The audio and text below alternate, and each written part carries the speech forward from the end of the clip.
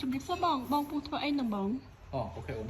បងកំពុងតែពិនិត្យមើល AO ដែលភ្ញៀវគាត់ផ្ញើមកខាងយើងលៀងដោយសារគាត់ប្រើយូរទៅ AO គាត់ឡើងស្នឹមដីច្រើនមែនទេ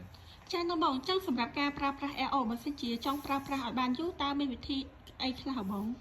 តាក់ទងការប្រើប្រាស់ AO ណាចាអូខេចំពោះការប្រើប្រាស់ AO វាត្រូវការស្វែងយល់ច្រើនហ្នឹងហើយដូចជា AO នេះចឹងគាត់ប្រើយូរឆ្នាំហើយអញ្ចឹងក៏វាមានលក្ខណៈឡើងដីឡើងអីច្រើនអញ្ចឹងដើម្បីប្រើប្រាស់ AO មានថាប្រើបានយូរទី1អ្នកប្រើប្រាស់ទាំងអស់ក៏ត្រូវដឹងយល់ពីប្រភពទឹក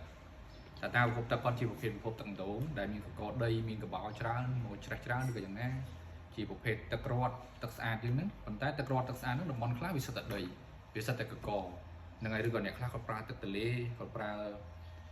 ទឹកស្រែផ្សេងៗអញ្ចឹងប្រភពទឹកក៏យើងត្រូវស្វែងយល់ដើម្បីយើងរៀបចំប្រព័ន្ធការពារណាមួយដើម្បីកុំឲ្យកកកបោដីទាំងអស់នោះវាចូលមកកាន់ប្រព័ន្ធម៉ាស៊ីនធំរបស់យើងដែលធ្វើឲ្យប៉ះពាល់ដល់ហ្នឹងចំណុចទី1ចំណុចទី2នៅក្នុងប្រព័ន្ធ AO ជាទូទៅវាត្រូវឆ្លងកាត់ធុងចម្រោះអញ្ចឹងធុងចម្រោះវាមានតួនាទីចាប់កកដីរបស់ប្រភពទឹករបស់យើងឬក៏ស្នឹមអីផ្សេងៗអញ្ចឹងធុងចម្រោះទាំងអស់នោះក៏យើងត្រូវមានតួនាទីក្នុងការលាងសម្អាតថែទាំជាប្រចាំតាមបច្ចេកទេសរៀងខ្លួនតាមការប្រើប្រាស់ទៅលើប្រព័ន្ធនីមួយៗអញ្ចឹងណាបាទហើយទី3នេះគឺតាក់ទងជាមួយនឹងតម្រង filter ជាទូទៅក្នុងប្រព័ន្ធ AO ទាំងអស់មុននឹងឆ្លងកាត់ដក AO វាត្រូវឆ្លងកាត់ធុងនឹងរួចរាល់ហើយវាឆ្លងកាត់ធុង filter ចម្រោះអញ្ចឹងធុង filter ចម្រោះឬក៏សម្លេងចម្រោះហ្នឹងវាមានតួនាទីចាប់នៅកកទូចបំផុតកុំឲ្យវាប៉ះពាល់ទៅលើ AO ដើម្បីឲ្យទឹកដែលចេញទៅនោះវាថ្លាហើយអត់មានកកអញ្ចឹងកាលណាតម្រងទាំងអស់នោះយើងអត់ត្រូវបានថែទាំបានល្អទេវាធ្វើឲ្យកកទាំងអស់នោះវាចូលទៅក្នុងកណ្ដុរ AO វាធ្វើឲ្យ AO របស់យើងវាអាចឡើងស្នឹមឡើងដីដូច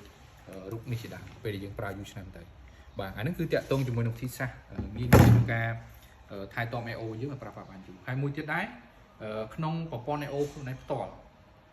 វាពាក់ព័ន្ធជាមួយនឹងបច្ចេកទេសក្នុងការរៀបចំប្រព័ន្ធគ្រប់គ្រង AO ដែរដូចជា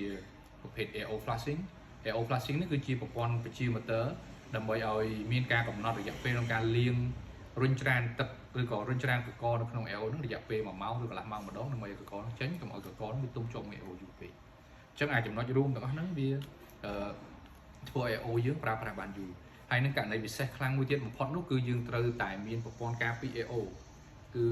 AO protection ឬក៏ anti scaling AO ដើម្បីធ្វើការការពារទៅលើស្នឹមឬក៏កបោអីផ្សេងៗដែលទុំទៅលើ AO ហ្នឹង